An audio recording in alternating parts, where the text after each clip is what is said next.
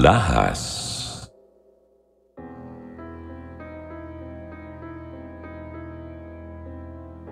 Bagong araw, isang bagong kwento na naman ang ating hatid sa inyo ngayon dito sa Sitio Bangungot. Kaya't eto na naman po ang inyong lingkod, si Jupiter Torres, upang ihatid sa inyo ang kwentong ipinadala ng ating letter sender for today na nagpakilala sa atin bilang si Owen. Sa mga mahihilig bumili ng alahas dyan, lalo na yung mga second hand lang, mukhang bagay sa inyo ang istoryang ito. Kaya naman i-on nyo na ang inyong mga speaker at pakinggan natin ang kwento ng alahas na regalo.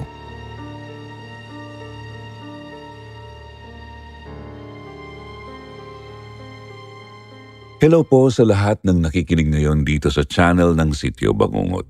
Binabati ko po kayong lahat, lalong-lalo na po ang paborito kong narrator dito sa YouTube na si Sir Jupiter.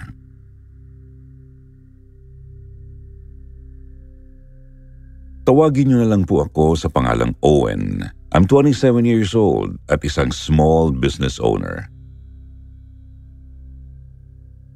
Mga 2 taon pa lang po ang nakakalipas noon na magsimulang mag-boom ang itinayo kong milk tea shop. Dito lang po sa isang lugar sa Angeles City. 25 years old lang kami noon ng live-in partner kong si Kate at nangungupahan sa isang maliit na apartment. Kaya naman po tuwang-tuwa talaga kaming dalawa nang dapuan kami ng swerte sa kabila ng kinakaharap po natin noong pandemic.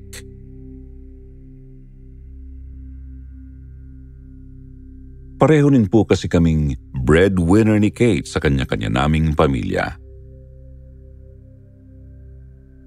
Pareho rin kaming laking hirap, kaya rin po siguro naging matalino kami sa pera.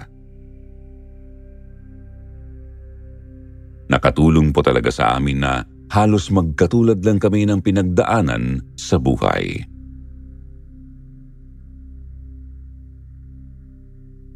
But here's where all the mystery started, Sir Jupiter.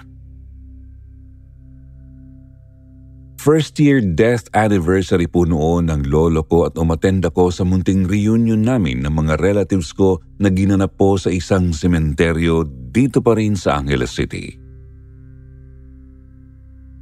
Nung mga time na yun, hindi ko kasama si Kate dahil siya ang naiwan sa shop namin para mag-supervise since linggo noon at marami pong customers that day.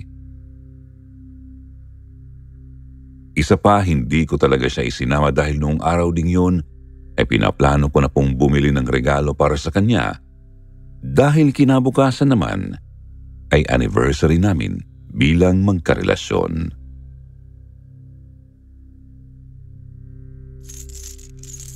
Wow, Mang Paeng! Saan mo nakuha tong kwintas na to? Kaganda ah! Oo nga, Mang Paeng. Mukhang mamahalin. Talagang maganda ito. Aba, maganda rin kaya ang presyo. Pinatingin ko na ito sa kakilala kong alahero kanina. Ang sabi, 24 karat gold daw itong kwintas na ito. Purong ginto. Napulot ko lang ito kahapon dyan sa daan eh. E di, ibenta mo na agad sa pawn shop, Mang Paeng. Tiba-tiba ka dyan. Malibre ka ha. Yun ang narinig kong mga usapan ng 3 sepulturerong nagpapahinga sa ilalim ng malaking puno. Hindi kalayuan doon sa itinayo naming tent kung saan kami nagre-reunion ng mga oras na yon, Sir Jupiter. Siyempre na-curious po agad ako. Dahil doon sa pinag-uusapan nilang alahas, nilingon ko yun at nakita kong kamukha pala yun ng kwintas na matagal nang chinecheck ni Kate online. Naaaminin ko po, sobrang namamahalan ako dahil umaabot ng 100,000 ang presyo nun. Meron pa kasi yung mga kasamang diamonds na maliliit.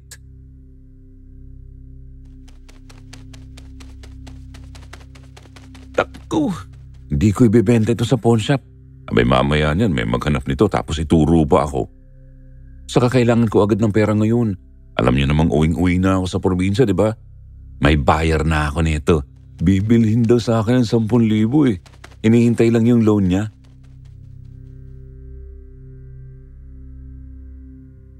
Kaya nang marinig ko ang huling sinabing yon ng mamang Sepulturero, kahit na medyo nakakahiya ay sumingit na ako sa usapan nila.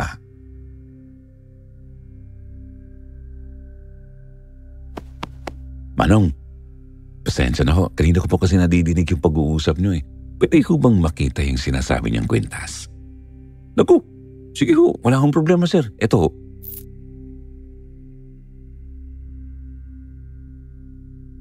Iniabot naman po kaagad sa akin ni Manong yung kwintas at talagang nagningning ang mata ko nang makita kong talagang kamukha nga ng kwintas na yon yung kwintas na gusto ni Kate. Sakto pa kasi nandoon din yung pinsan kong isa rin pong alahero at siya ang nag-confirm sa akin na tunay nga ang kwintas na yon.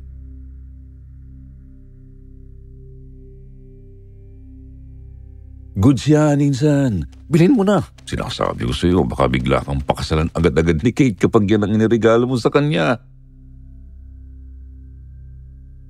Binulungan pa ako ng pinsan ko noon, kaya lalo akong na-excite.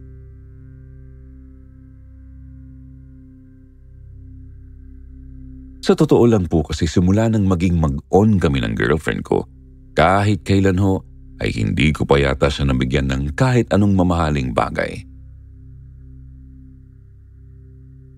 3,000 na yata ang pinakamahal na regalong naibigay ko sa kanya na hanggang ngayon, iniingatan niya pa rin kahit na halos magwawalong taon na kaming magkasintahan ng mga panahong iyon.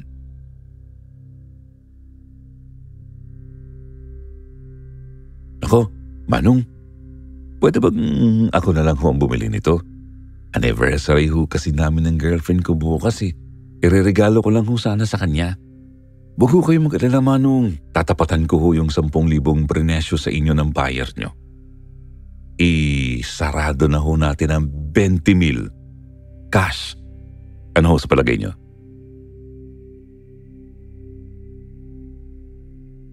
Bigla pong nagningning ang mga mata ng sepulturerong kausap ko nang sabihin ko yun.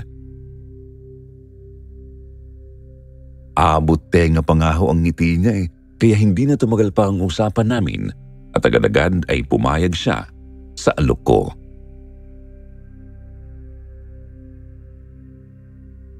Abay, kung ganun ho sir, inyo na ho ito. Tamang-tama pagkabayad niyo sa akin, kukuha na ako ng ticket pa uwi sa amin. May bonus pang pasalubong sa mga anak at apo ko ron.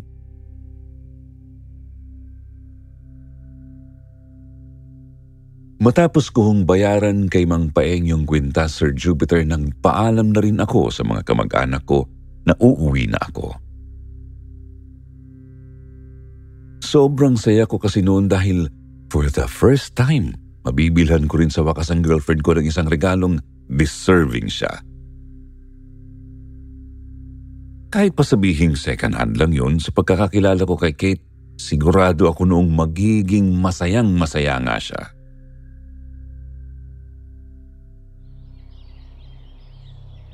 Hindi naman ho ako nagkamali, Sir Jupiter. Kinabukasan ho, kasabay ng isang surprise date na inihanda ko para kay Kate, ibinigay ko na rin sa kanya yung regalo ko at halos mamaga po ang mata niya sa kakaiyak dahil sa sobrang tuwa.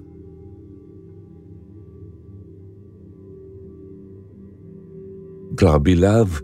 Dati-rati nakikita lang natin to kapag nagwi-window shopping tayo, pero ngayon, nagawa mo na akong bilhan nito. Sobrang thank you talaga, love. Parang hinihele ang puso ko noon habang nakikita kong nakangiti si Kate. Tapos may bonus mang pakis at yakap. Yun nga lang po, Sir Jupiter. Hindi ko akalaing hindi pa lamang tatagal ang saya namin. Dahil a week po after mapasa amin yung kwintas na yun, nagsimula na ho akong makaramdam at makakita ng mga kakaibang bagay.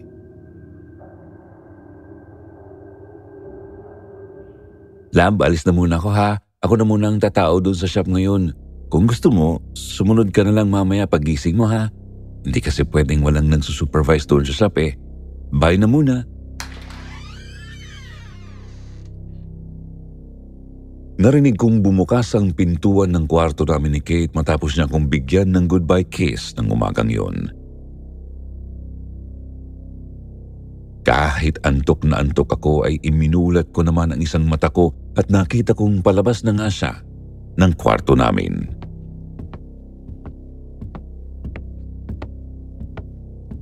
Pero nagulat ako noon, Sir Jupiter. Dahil nakita kong hindi lang nag-iisa si Kate. Meron ho siyang kasunod na isang lalaki na nakahawak pa sa kamay niya habang palabas siya ng pintuan. Dahil doon bigla akong napabalikwas ng bangon. Talagang dire-diretso akong tumayo ng kama kaya pati si Kate nagulat din sa ikinilos ko.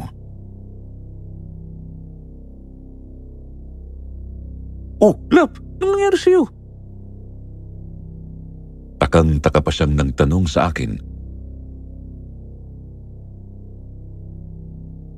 Sino yung lalaking kasunod mo kanina? May nakita ako eh. Naka-white pa nga eh. Lumingali nga ako noon sa paligid at pinalawak ko pa yung pagkakabukas ng pintuan namin para tingnan kung nandun ba yung lalaki sa labas. Lalaki? Anong lalaki? Tayong dalawa lang naman ang nandito sa apartment, Lab ah. Napakamot ako sa ulo ko. Nung mahimasmasan ako, naisip kong baka namalikmata lang ako. Kasi nga po inaantok pa ako noon. Nagsorry na lang ako kay Kate. Mabilis lang naman niyang binalampas. Pero di ko alam na yun pala ay simula pa lang ng lahat.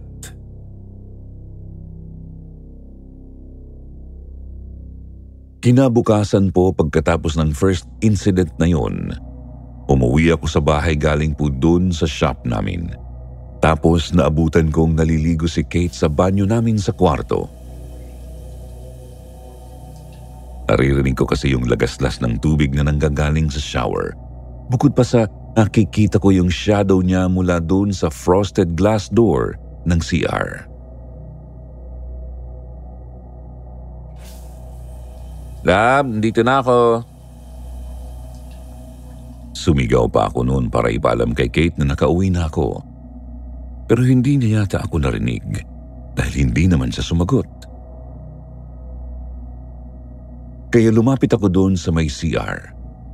Pero nung pipihitin ko na sana yung pinto, may naaninag na naman akong isa pang anino na katabi ng anino ni Kate. Lalaki. Matangkad at malaki ang bulto ng katawan. Nakatayo sa likuran ng girlfriend ko.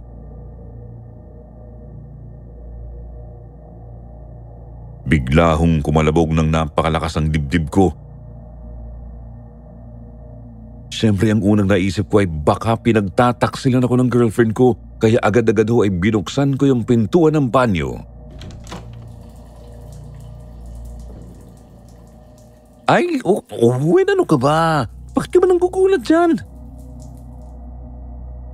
Napasigaw ho si Kate. Napasimangot siya sa gulat.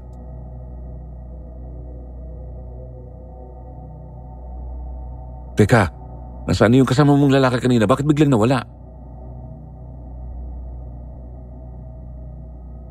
Sa sinabi ko hong yun, bigla na lang bumakas ang galit sa mukha ng girlfriend ko. Pagkatapos ay ibinato niya sa akin yung hawak-hawak niyang bar soap.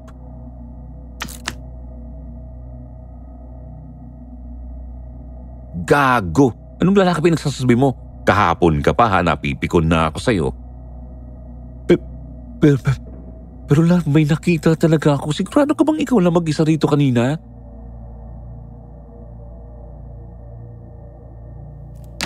Pero imbis na sumagot ay ibinato naman sa akin ni Kate yung bote ng shampoo na nasa harapan niya. Tapos hinila niya ako papasok ng CR at ipinahalughog sa akin yun. Napakamot na lang ulit ako sa ulo ko kasi wala rin naman pong pwedeng labasan ang tao sa CR namin dahil wala naman yung bintana.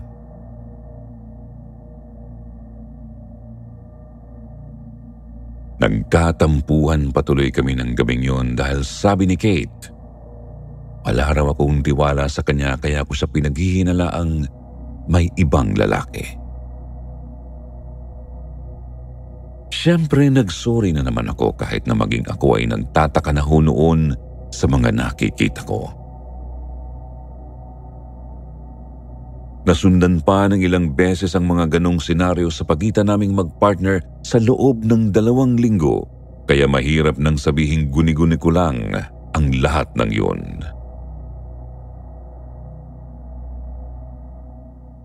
Ano bang nangyayari sa iyo, love? Kung ano-ano nang nakikita mo, hindi naman ganyan dati Isang gabi po ay napatanong na lang tuloy sa akin si Kate ng ganon.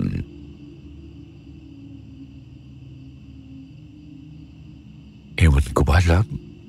Feeling ko haunted tong inupahan nating apartment. I think it's time na lumipat na nga tayo. Nagkasundo kami ni Kate na ganun na nga lang ang gagawin namin since matagal na rin naman naming pinaplanong lumipat talaga sa isang apartment na mas malapit ho sa shop namin. May ipinagagawa naman na talaga akong bahay noon pero hindi pa ho tapos kaya hindi pa kami makalipat.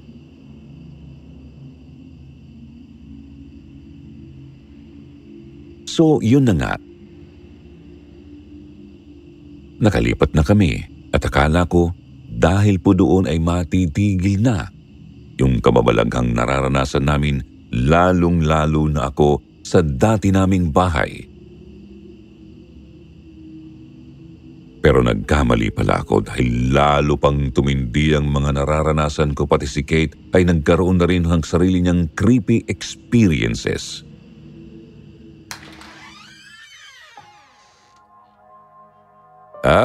Nandito na ako. Isang gabi ho ay sinalubong ako ni Kate pagpasok ko pa lang ng bahay namin.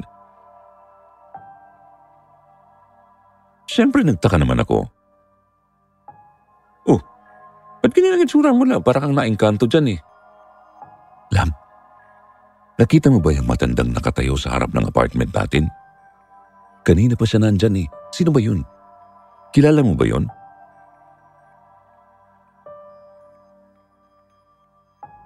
Sa sinabi niyang yun, sumilip agad ako sa bintana. Nagulat ho ako nang makita ko si Mang Paeng, yung sepulturerong nagbenta sa akin ng kwintas na nakatayo sa tapat ng bahay namin.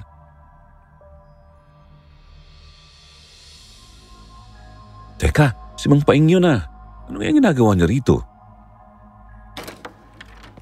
Dali-dali ho tuloy akong lumabas ulit noon pero paglabas ko ay hindi ko naman na nakita pa ulit si Mang Paeng.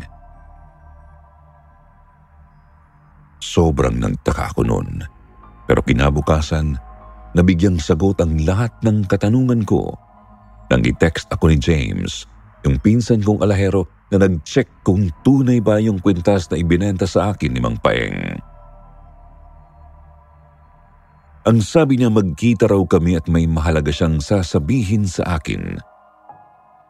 Kaya iniwan ko muna saglit si Kate sa bahay at nakipagkita ako sa pinsan ko. Tulog pa kasi si Kate noong umalis ako kaya hindi na ako nakapagpaalam. Nag-chat na lang ako sa kanya sa Messenger na umalis muna ako saglit.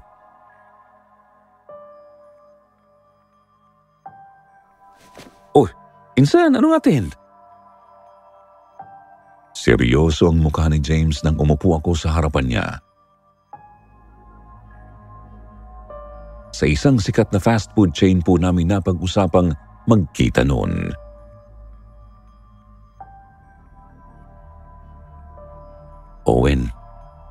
Hindi na ako magpapaligoy-ligoy pa ha. Pero tingin ko yung kwintas na ibinenta sa'yo ng sepulturerong si Mang Paeng nung nakaraan, galing yun sa nakaw. Ano?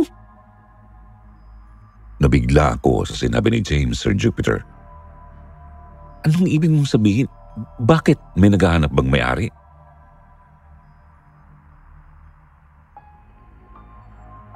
Kinabahan ako. Siyempre hindi rin naman birong halaga ang ipinambili ko doon. Kahit pa sabihing maliit lang yon ng di hamak kaysa sa tunay na presyo ng kwintas. Pero napahinga rin naman ako ng maluwag noong umiling si James.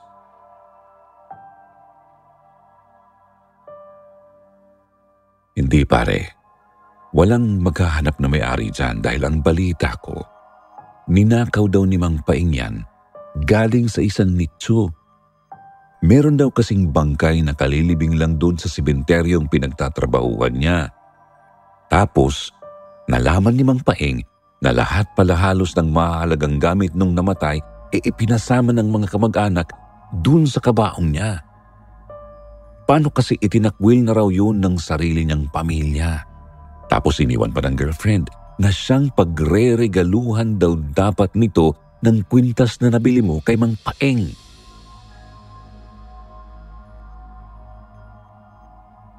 Talagang kinilabutan ho ako nang ikwento sa akin ni James ang balitang yun, Sir Jupiter. Doon pa lang ho parang may ideya na ako kung sino yung lalaking nakikita kong umaali-aligid kay Kate nitong mga nakaraang linggo. Ang sabi pa ni James, itinakwil daw ng pamilya ang lalaking yung dahil nahuli ito ng mga magulang at girlfriend niya na may kalaguyo itong isang kapwa lalaki. Overly religious pa man din daw yung pamilyang kinalakan ng lalaki, kaya hindi nila nagawang tanggapin na bisexual ito.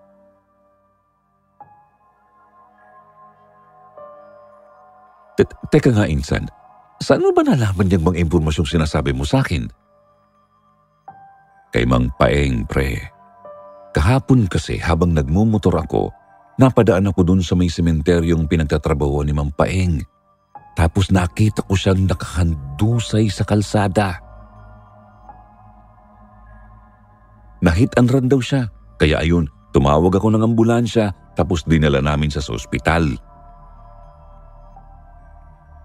Doon niya ikinuwento sa akin na minungulto raw siya ng may-ari ng kwintas, Insan.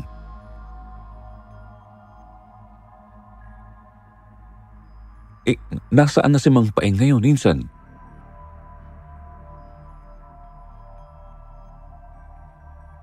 Hindi ho agad nakasagot si James sa sumunod na tanong ko, Sir Jupiter. Mga ilang segundo lang muna ho niya akong tinitigan bago siya bumuntong hininga at umiling. Wala na siya, Insan. Nang dalawin ko siya kaninang madaling araw, nalaman kong patay na si Mang Paeng.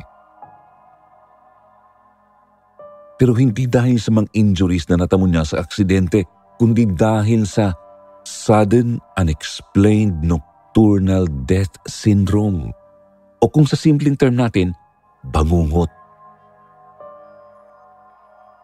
Yun ang sabi ng nurse na napagtanungan ko.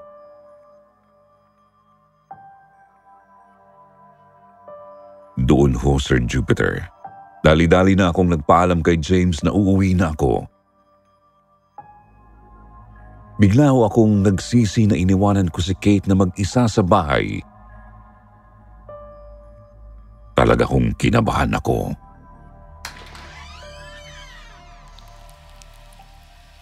Nang makarating na ako sa apartment namin, naabutan ko siyang nagluluto sa kusina. Bagong shower siya at mukhang good mood naman, kaya nakahinga ako ng maluwag. Oh, Lab, ising ka na pala. Kala ko mamaya pa ang bagon mo eh. Buti naman at naligo ka na, Lab. Pinaghanda talaga kita ng pampaligo dun sa CR dahil Naamoy kita nung nagising ako. Amoy bulok ka eh. Saan ka ba nagsuot na gabi? Hindi ka man lang nanglinis ng katawan bago ka humiga sa kama? Nagtaka ho ako sa sinabi ni Kate nang mapatingin na siya sa akin. Hindi ko gets kung anong sinasabi niya. Huh? Kanina pa ako gising, love. Di ba nga nag-chat ako sa'yo na umalis lang ako saglit dahil nagkita kami ni James? Pero matapos kong sabihin yon, si Kate naman ang biglang nagtaka.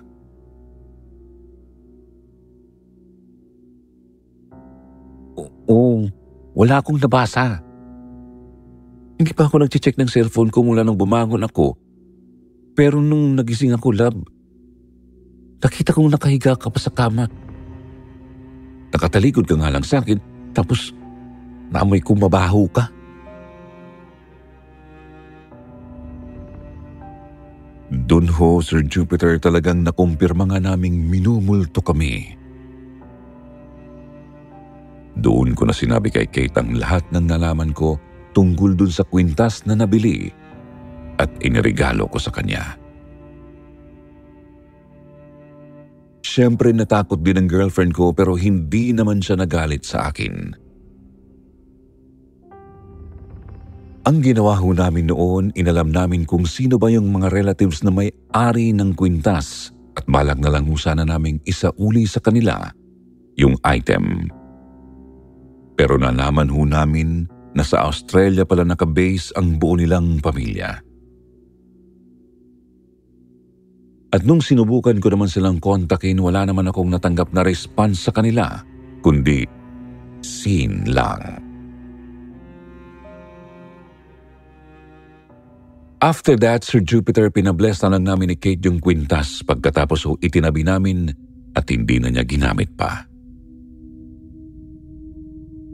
Pero hindi pa rin po yun nakatulong dahil until now, kahit habang pinakikinggan niyo po ang kwentong ito, hindi pa rin po natigil ang pagpaparamdam sa amin ng may-ari ng kwintas na to.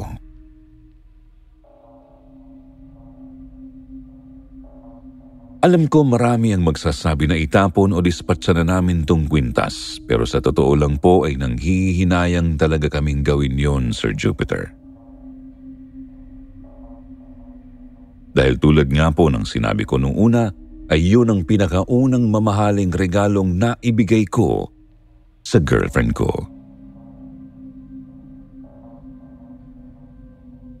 Bukod ho sa mga pagpaparamdam at pagpapakita ng multo sa amin ni Kate, so far, Sir Jupiter, wala pa naman mas malala pa doon na nangyayari sa buhay namin. Sa totoo lang po ay patuloy lang pong nagbo-boom ang business namin at ngayon ay nakapagbukas na rin po ako ng iba pang negosyo. Bukod doon, natapos na rin po ang bahay na ipinagagawa namin ni Kate at nito lang pong nakaraang June ay nakalipat na kami doon.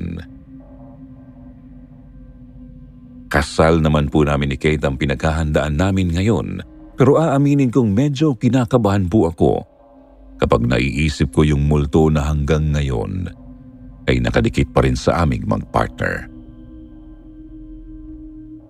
Lalo na po't nalaman naming nagdadalang tao na ngayon ang girlfriend ko. Hindi ko po alam kung ano ba ang purpose at ibinahagi ko dito sa inyo ang karanasan naming ito. Hindi ako sigurado kung para lang ba manghingi ng advice at alamin ang opinyon ng ibang tao tungkol sa nangyayari sa amin ngayon o kung gusto ko lang talagang ikwento ito sa iba para naman may ibang makaalam din ng pinagdadaanan namin bukod sa amin ng partner ko. Pero sa lahat po ng nakinig ngayon dito, maraming salamat po sa inyo. Sana po kahit papaano ay nag-enjoy kayong pakinggan ito. So, hanggang dito na lang po muna. Ako po ulit si Owen. Magandang araw po sa inyong lahat.